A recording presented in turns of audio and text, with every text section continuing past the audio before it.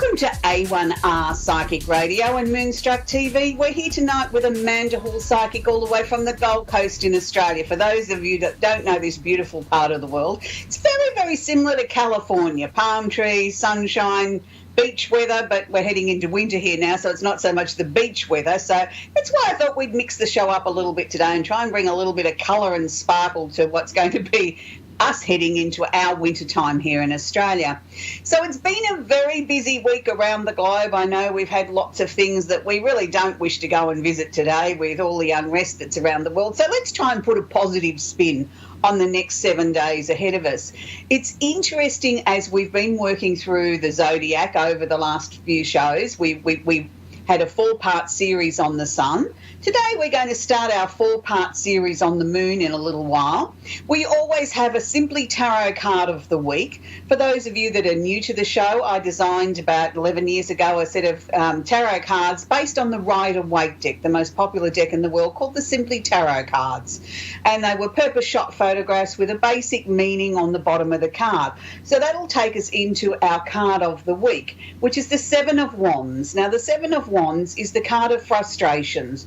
You are able to overcome your frustrations, or you are on top of the situation in your life. So it's been a difficult week for a lot of people, and I think it's a very apt card because it says that we finally are on top of the situation. If you look carefully at the card, it has us in a position of rising above the situation. So we have a wand in our hand, so we can overcome any battles that may be in our lives. I will put the card of the week up on my Facebook page later on tonight after the show, so you can always pop back and have a read of it there. This takes me into what's been happening around the universe in every part of the world. And the last 3 weeks we've been dealing with what's known as a retrograde planet. And a retrograde planet means it's seemingly going backwards in our universe. Now, the planet of communication, which is Mercury, has been doing one of his little retrograde dances for the year in the last 3 weeks, going backwards. Now, this has been the planet of communication, and it's been interesting in the last 3 weeks. We've seen a lot more meetings springing up around the world with all this disharmony and people sort of threatening to go to war and send missiles and things like that. Well, fingers crossed, everybody. When Mercury goes direct tomorrow, we will then start to find that maybe communication will become a little bit more calm, that people will actually start to have their listening ears on, and people will actually be trying to find some solutions to the crises that are going on around the world. But back into your personal part of your paradise, you may have found in the last 3 weeks that there'd been some family disagreements, some disagreements with friends or co-workers, things like that, and you may have felt very incredibly frustrated and felt like nobody was listening to you, nobody was taking your advice seriously, or even acknowledge the fact that you had something important to say. So just bear in mind, even though Mercury goes direct tomorrow, he will still take a couple of days, about 48 hours after that, before we start to get the full effect of everybody suddenly listening. So we still need to tread carefully a little bit. But it's interesting, though, because we need to be aware of when these retrogrades happen. It's a time for us to sort of chill out a little bit, to sort of go inside ourselves, do a bit of meditation, look at reorganising our life and realigning our goals with what we may have been through in the last few months and where we want to head for the year and our longer term projects.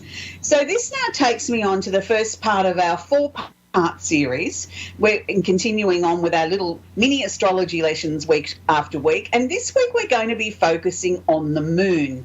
Now, the moon in everyone's chart, I believe, plays a major, major role, because if we break it down into very simplistic sort of terms, the moon governs our emotions. Now, there is not a person on the planet that cannot honestly say that they are not driven or governed by their emotions at least some of the time in their life. Most of us, it's all the time. It's not necessarily something that we tend to sort of look at and think, okay, I can't deal with things that are going on in my life. I can't deal with things because emotionally I don't know how to handle the situation. So at times, if we understand where the placement of the moon is in our chart, we also then understand why we may react differently to our sun sign or our zodiac sign or our astrology sign, where your sun sign may be in Aries, for argument's sake, which makes you fiery and outspoken and me first, but you could have your moon in Cancer. And where that really waters things down, it makes it gentle, it makes it caring, it makes it even sometimes frightened or very, very emotional or very sensitive to things, where the Aries energy is certainly not known for its sensitivity. So we start to put together the jigsaw of you. And that's what I like to look at astrology as being, a jigsaw that makes you very unique. So starting off with the first three sun signs, or the first three astrological signs as we know them, with the moon. So they still take on, we still have the same 12 zodiac signs as we're all familiar with. We just now apply the layer of the moon. So we take what we know of the astrological energy of Aries, and then we say we're going to add another layer to that of how does the emotions affect somebody that has the moon in Aries. So the moon in Aries is still very fiery, it's still very focused, it's still very outspoken, it's still fiery, it's still me first. And the moon in Aries doesn't necessarily feel comfortable there because it's asking the person to look at their emotions. And sometimes they find that very difficult if they have the moon in Aries, because it's like, well, okay, I'm asking you to look at your emotions, dig deep into your soul, but hang on a minute, I want you to look at it all about me. All about yourself. Be selfish about it. It's your moon, you own it, and you're not going to share it with anyone. So sometimes people with moon in Aries are seen as being quite selfish on an emotional level, because they have to take the energy back to the self, understand how it affects me, then, only then, can I put myself in your shoes, and then maybe try to understand why you're so upset. But I have to take it back to self first. So we now move on to the moon in Taurus. Now, this is a really interesting place for the moon to be, because the moon, as we've established, is emotional. We've discussed in previous programs the energy of the Taurus is what's mine's mine and what's yours is mine and everything's mine. So again, applying that same principle when it comes to the moon, all the emotions that are swimming around in your mind and your soul and your body are mine, and I don't want to share them. So it can make your emotions look very fixed, very rigid, very selfish, very possessive, and it can be a possessive moon, because it says if my emotions are mine and they're all mine, then I don't have to share if I don't want to. So that can be seen as being selfish, that can be seen as being possessive, it can be seen as being jealous. And it can be all those things, but on a positive side of the moon in Taurus, it can also be very loving, very caring, very patient, and helping you try and find a solution and telling you to calm down, just take a deep breath. Let's slow this right down. Let's look at it. Let's look at the facts. Let's look at what's happening here. So it can work on two levels. There's always a positive and a negative with whatever we're dealing with in life. I always choose to try and err on the side of positivity. I just think it makes the world go round in a much easier fashion. So now we come to the moon in Gemini, and I really feel this is a very interesting placement for the moon, because we've already established the Gemini energy is a mutable energy, it's an air sign, and it also likes to be fairly versatile and not stay in one place very long, because, you know, dear, we can't let the grass grow under our feet, we might become boring. So the same is applied to the emotional energy when we put the moon in here. A person that has the moon in Gemini sometimes finds it very, very difficult to settle, finds it very, very difficult to be able to sort of tap into that emotional energy and gain any wisdom out of what our emotions are trying to tell us. They seem to sort of skip over things like, oh, it's all too hard, I'll deal with that tomorrow, and go on to another project. And sort of that's where that sort of nervous sort of Gemini sort of energy comes in, where we look at things and, oh, no, I can't deal with that now, I'm too busy, I've got to get over here and I've got to do this and I've got to cook the dinner and I've got to pick the kids up. And, you know, it's easier to be on a project than it is to deal with something emotionally that may be going on in our lives. So again, I will put this information up on my Facebook page so that you can sort of, go back and reread it and sort of maybe log into a free website somewhere where you can find out, where the planets are in your chart so that you can start to follow us week after week and get a little bit better understanding of the jigsaw of you.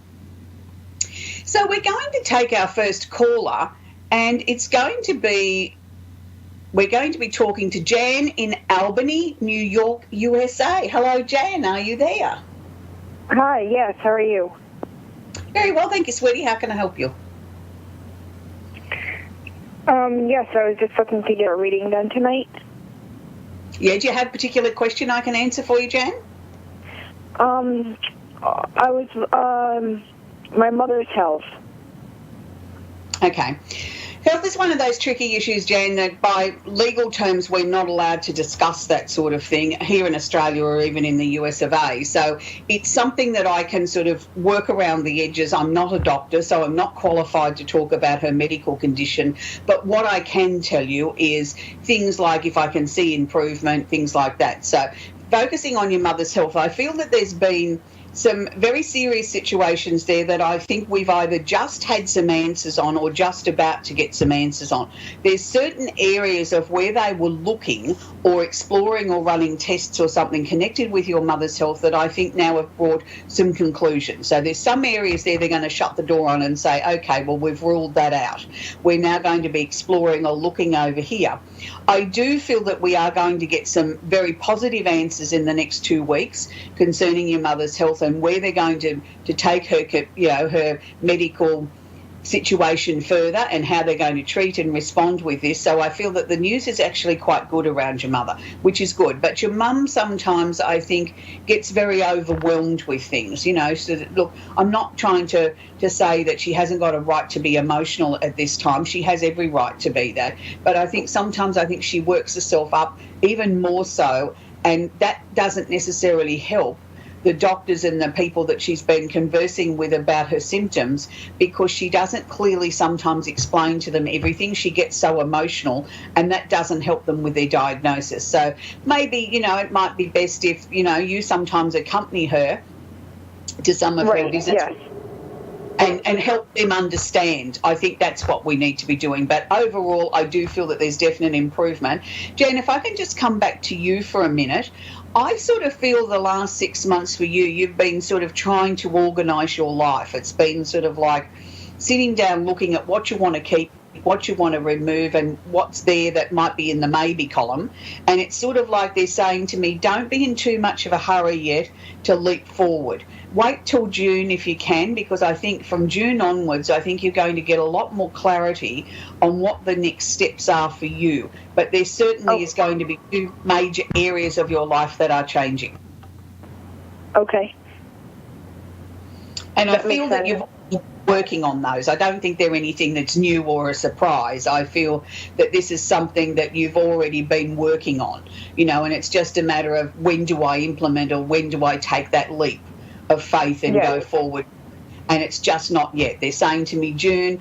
I'd take it not the beginning of June. I'd be looking more to sort of let's get June out of the road, and then maybe even, if we can, not even make a decision till July. Do you know what I mean? Let us go through May, June, and then everything's very clear. But also I feel then too, you seem to be in a much better place with mum's health. You seem to feel like you have answers and there's a plan afoot, and, I can sort of almost cross that off the list, that's been handled and we're on the road to success there. So, lots of things are coming to fruition now, Jan, which is a good thing, because I feel that it's been a very taxing time on you. And I also feel that you've neglected to look after Jan a little bit, and that's what I want to see you do over this next 6 weeks, is have a little bit of time for you. Okay. Yes. That's really important. Okay. So it's helped you, Jan, with answering what you needed to know. And what about relationship?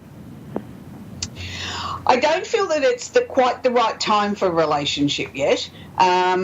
September is to me when I feel that is starting to expand. I know there was someone there that had been in your life for quite a long time, but it's still got a lot of question marks around that. I'm not sure that I really feel that that's the direction we need to be going back towards. Okay. Doesn't mean you can't keep them as a friend, but I think you know in your heart of hearts there isn't anything else that you could try that you haven't already done to make that work. Right. Yes. And sometimes it's just a matter of accepting, well, okay, I gave it my best shot. It didn't work out the way that I wanted it to, but, gee, I learnt a lot. I learnt a lot about myself, and I'm very grateful for the experience. You know what I mean? Like, nothing I believe we ever do in our lives, Jan, is a mistake. It's all part of the jigsaw that puts us together. It's the stepping stones that get us to learn the lessons or to learn something about ourselves that we wouldn't have yet discovered had we not been in that situation or fallen in love with that person. So nothing is ever a mistake. It's always part of what's making us grow and change and become the person that we need to become. Okay. Wonderful. Have a great night, Jan. Thank you so much. My pleasure. And we're going to go on to Nicole in Cherry Creek, New York, USA. Are you there, Nicole? Good. How are you? I'm extremely well, thank you, Nicole. How can I help you tonight? Do you have a particular question I can answer for you? I'm wondering if there's any loved ones trying to come through or anything about my love life. Okay, Nicole, now to answer your question, we always have loved ones around us. I mean, it's a very interesting topic when people say, oh, are my loved ones trying to connect with me? I haven't seen a sign. And we as human beings, I think, have this illusion that they're going to sort of come down and have a cup of coffee with us, or they're going to send us this great big sign that we can't miss. And when we don't get that, we tend to think, oh, maybe they're not there. Maybe they're not looking after us. Maybe they're not with us. Maybe they don't know what's going on in my life. They certainly do know what's going on in our lives. It's just some people choose not to be quite as flamboyant in their entrance or their way of making connection. And, you know, and other times they mightn't necessarily have anything that they particularly want to share with us. You know, we still have control of our own lives here on earth. I mean, we have free will. We have the right to make the decisions that we think are best for us. What their role is on the other side is to make suggestions, to guide us, but at the end of the day, they can't control us. So, you know, if they sort of feel that you're doing a great job on your own, all they're doing is sitting back with a bowl of popcorn and watching the action. So please don't think for 1 second that nobody cares about you or nobody's watching over you. I can certainly see 3 or 4 people that are coming in and out that seem to be sort of regularly coming in and out of your life. I felt 3 of those were female and 1 was a male. But it's the male. That would be my father. Yeah, he's the one that seems to be the boss. He's the one giving everybody orders. It's like everybody does what he suggests. So I feel if I was to say he was your strongest one around you, that would be how I would interpret that at the moment. And he seems to be very busy. So I can only take from that, because he hasn't stopped to have a conversation with me, that he's busy helping you work on a project. Is there something that you've been working on for the last 3 or 4 months that involved you doing a lot of thinking before you made the final decision, like a lot of research, a lot of thinking, gathering papers together, having conversations with people, and you're very close to that final decision? No, not really, no. Well, that's what he's showing me. He's showing me that there's something, if you haven't been doing that in the last 3 or 4 months, then there's something that's coming up that's going to require a lot of your time. It's like, say you were going to go and buy a new car. And you think, yes, look, I'd like a new car. And you go down and you have a look at them and you think, oh, I don't know whether I really want to pay that much money or whether the car suits me. So you go away, you go home, you do some research, you ask a few questions, you test drive half a dozen of them. In 3 months' time, you're still none the wiser of what you're going to do. And then all of a sudden you see a different car and you think, I'll go and test drive that. And then all of a sudden, everything that you've done over those last few months comes together and you think, right, that's the decision. I'm happy with the price. You're happy to do so. So it's something like that. It's something that's been ongoing for a while. And he's sort of saying to me, he's been helping you, he's been guiding you with this. Even though you may not feel that, he has been guiding you with it. Now, I want to go on to your love life. It's very interesting. I feel that there hasn't been necessarily a shortage of potential people to go on a date with. It's just that none of those potential people have been who you would consider you would walk out the door to meet. Right. So, and that's not saying you're too fussy. I don't think there's ever such a time that you can consider yourself too fussy. I feel, Nicole, that if for some reason you don't feel drawn to step out the door and go on a date just because someone's asked you, then there's a reason for that. Then your soul is telling you that this is not the right person, or you would be investing time in something that is not going to go any further. Do you know what I mean? It's not the right connection. So again, Right, I don't definitely. think it's necessarily been that you've done anything wrong. I think you've really listened to your instincts. You're really following what your heart says is right for you. And I think that's you really deserve a gold star for that, because it's very hard to turn around and say, well, these are my principles and these are the things that I want to live my life by. And I meet, half a dozen different people and none of them even come close to what I believe in or my standards. And then you start to question whether or not you're putting the bar too high. Are you asking people to be something that they're not? And the answer is no, you're not. You're just saying to yourself, this is not what I need. You might be a nice person, but you're not for me. So having said that, your dad was showing me that there's two significant men that will come into your life late July, early August.